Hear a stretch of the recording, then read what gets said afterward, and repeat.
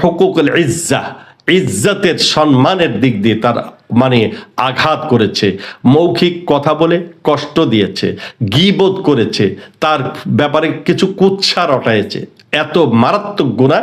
আল্লাহ তাআলা কালামে পাকে ইরশাদ করছেন, ইয়া আইয়ুহাল্লাযীনা আমানু ইজতানিবু কাসীরাম মিনাজ জন ইন্না বা'দাজ জন্নি ইসমুন। হে ঈমানদারেরা, তোমরা কুধারণা পোষণের থেকে নিজেদেরকে হেফাজত করো, নিজেদেরকে বিরত রাখো। ওয়ালা ইয়াগতাব বা'দুকুম বা'দা, তোমরা পরস্পর একে অপরের গীবত করো না।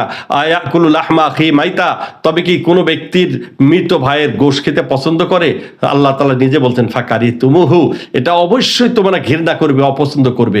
তো অপরের গীবত মানে আমরা তো মনে করি যেটা সে করে নাই এই জাতীয় কথা না, যে কাজ করেছে, যে গুণগুলি তার ভিতরে আছে তার সামনে না বলে পিছনে এগুলি বলা, এর নাম হলো গীবত।